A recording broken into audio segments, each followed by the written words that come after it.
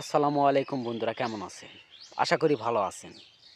আমার পিছনে যে খেজুর গাছটি দেখতেছেন, এ কোনো সাধারণ খেজুর গাছ না। এটার কারণ আছে। যদি বলেন কি? এখানে একটা বরের গাছও ছিল। বরে ধরলে এতটা তিতো হতো এবং খেজুরও এতটা তিতো হতো, কেউ খেতে পারতো না। এত পরিমাণের খেজুর এবং বরই ধরতো। তো বরইয়ের গাছ মরে গেছে, আর নাই। বড় একটা মাঝারি গাছই ছিল। তো অনেকে বলতো এখানে নাকি নাগিন আছে। নাগিন আছে কি জানি না, নাগ নাগিনী আছে কি জানি না, এটা আমিও বলতে পারবো না। তো আমাদের গ্রামে সাপুড়ে এসেছিল সাপ ধরতে, খেলা দেখাতে।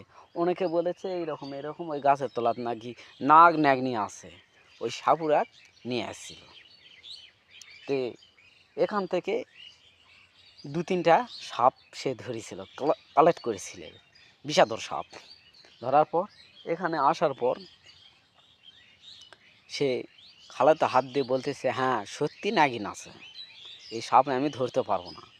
আসলে ভাই, আপনারা কমেন্ট করে জানাবেন, পৃথিবীতে কি নাগ নাগিনী আছে নাকি তাদের কল্পনায় আমরা বিশ্বাস তো না আছে? আপনারা যদি জেনে থাকেন অবশ্যই কমেন্ট করে আমাকে জানাবেন। খোদা হাফেজ।